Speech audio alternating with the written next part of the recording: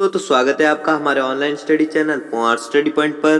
तो दोस्तों, आज हम वर्ल्ड जीके के टॉप 25 अति महत्वपूर्ण प्रश्नों के बारे में बात करेंगे जो आपके आने वाले एग्जाम के लिए बहुत ही महत्वपूर्ण है। इसलिए हर प्रश्न को आप बारीकी से समझें और ध्यानपूर्वक पढ़ें और वीडियो को आप जरा भी स्किप ना करें क्योंकि वीडियो आपके लिए बहुत ही हेल्पफुल होने वाला है। तो चलो वीडियो को शुरू करते हैं।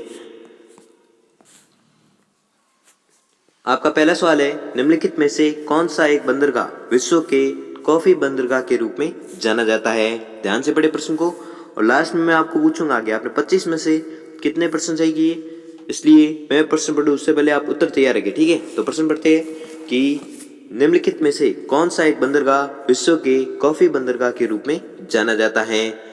तो आपका उत्तर होगा सेंटोस, ठीक है। सेंटोस बंदरगाह है जो कॉफी बंदरगाह के नाम से जाना जाता है या रूप में जाना जाता है। तो आपका उत्तर होगा सेंटोस। अगला देखते हैं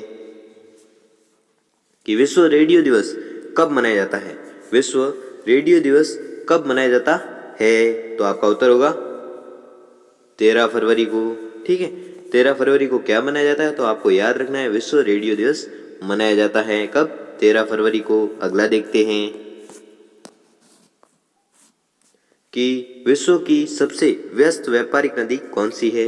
विश्व की सबसे व्यस्त व्यापारिक नदी कौन सी है। तो आपका उत्तर होगा राइन, ठीक है। राइन नदी है जो विश्व की सबसे व्यस्त व्यापारिक नदी है। अगला देखते हैं,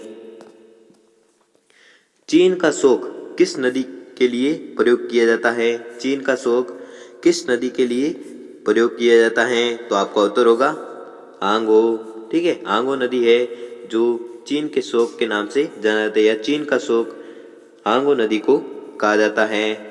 अगला देखते हैं कि महाबली गंगा किस देश की सबसे बड़ी नदी है। महाबली गंगा किस देश की सबसे बड़ी नदी है। तो आपका उत्तर होगा श्रीलंका, ठीक है। श्रीलंका की महाबली गंगा सबसे बड़ी नदी है। अगला देखते हैं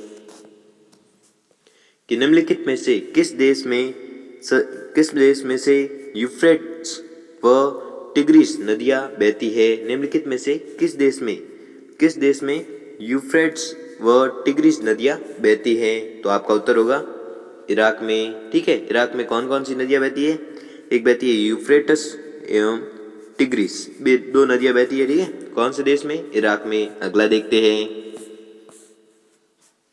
कि 90 ईस्ट रीज नामक जलमग्न ज्वालामुखी कटक किस महासागर में स्थित है।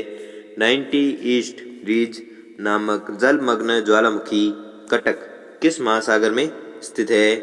तो आपका उत्तर होगा हिंद महासागर में, ठीक है। 90 ईस्ट रीज नामक जलमग्न ज्वालामुखी कटक किस महासागर में स्थित है। तो आपका उत्तर होगा हिंद महासागर में स्थित है। अगला देखते हैं, अफगानिस्तान का हेलमंद प्रांत किसकी खेती के लिए प्रसिद्ध है। अफगानिस्तान का हेलमंद प्रांत किसकी खेती के लिए प्रसिद्ध है। तो आपका उत्तर होगा अफीम की खेती के लिए प्रसिद्ध है, ठीक है। अफगानिस्तान का हेलमंद प्रांत किसकी खेती के लिए प्रसिद्ध है। तो आपका उत्तर होगा अफीम की खेती के लिए प्रसिद्ध है। अगला देखते हैं, हिरोशिमा और नागासाकी शहर किन द्वीपों में स्थित है। हिरोशिमा और नागासाकी शहर किन द्वीपों में स्थित है। तो आपका उत्तर होगा होन्शु और क्यूशु, ठीक है। होन्शु और क्यूशु है जो हिरोशिमा और नागासाकी शहर इन दो द्वीपों में स्थित है। कौन से द्वीप, होन्शु और क्यूशु। अगला देखते हैं, विश्व का सबसे शुष्क स्थान कौन सा है। विश्व का सबसे शुष्क स्थान कौन सा है। तो आपका उत्तर होगा अटाकामा या अटागामा, ठीक है। विश्व का सबसे शुष्क स्थान कौन सा है, तो आपको याद रखना है अटागामा है। अगला देखते हैं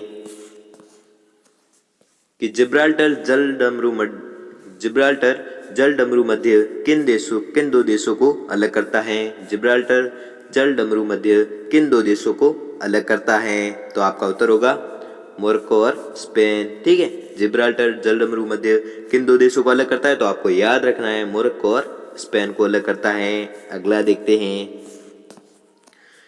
गुआनो नामक प्राकृतिक उर्वरक किस क्षेत्र में पाया जाता है। गुआनो नामक प्राकृतिक उर्वरक क्षेत्र या उर्वरक किस क्षेत्र में पाया जाता है? तो आपका उत्तर होगा पेरू का तटीय क्षेत्र। ठीक है, पेरू का तटीय क्षेत्र में गुआनो नामक प्राकृतिक उर्वरक पाया जाता है। गुआनो नामक प्राकृतिक उर्वरक पाया जाता है किस क्षेत्र में?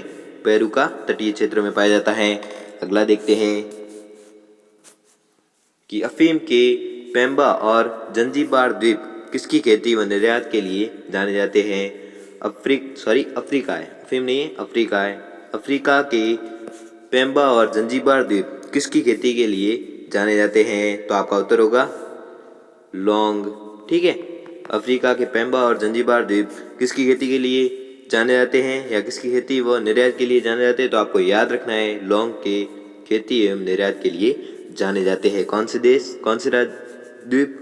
तो आपको याद रखना है पेम्बा और जंजीबार। वो कहाँ पर है? अफ्रीका में। अगला देखते हैं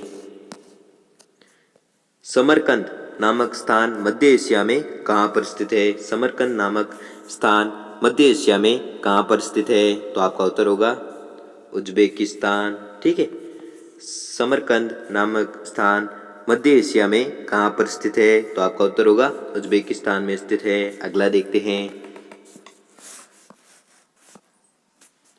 कि निम्नलिखित में से किस प्रक्रिया से वायुमंडल की निम्न परतों में ऊष्मा का संचार होता है? निम्नलिखित में से किस प्रक्रिया से वायुमंडल की निम्न परतों में ऊष्मा का संचार होता है? तो आपका उत्तर होगा पृथ्वी विकिरण। ठीक है, पृथ्वी विकिरण, जिसमें वायुमंडल की निम्न परतों में ऊष्मा का संचार होता है। अगला देखते हैं महासागर अथवा झील की सबसे निम्न स्तर को क्या कहा जाता है? महासागर अथवा झील की सबसे निम्न स्तर को क्या कहा जाता है? तो आपका उत्तर होगा बेंथिक। ठीक है, बेंथिक किसे कहते हैं? तो आपको याद रखना है महासागर अथवा झील की सबसे निम्न स्तर को बेंथिक कहा जाता है। अगला देखते हैं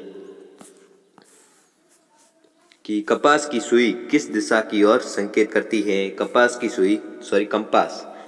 की सुई किस दिशा की ओर संकेत करती है? तो आपका उत्तर होगा चुंबकीय दक्षिणी ध्रुव की ओर संकेत करती है। किसकी सुई? कंपास की सुई। अगला देखते हैं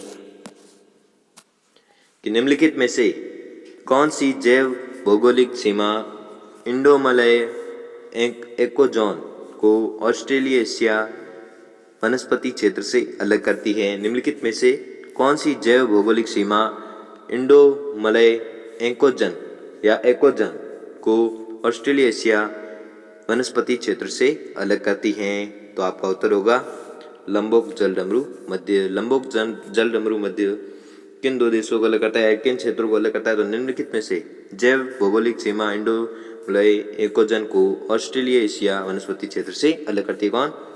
लंबोक जलडमरू मध्य। ठीक है, अगला देखते हैं कि ब्रिटेन और अर्जेंटीना के बीच निम्नलिखित में से किस द्वीप को लेकर विवाद है? ब्रिटेन और अर्जेंटीना के बीच निम्नलिखित में से किस द्वीप को लेकर विवाद है? तो वह द्वीप है फाकलैंड। ठीक है, फाकलैंड है। तो ब्रिटेन और अर्जेंटीना के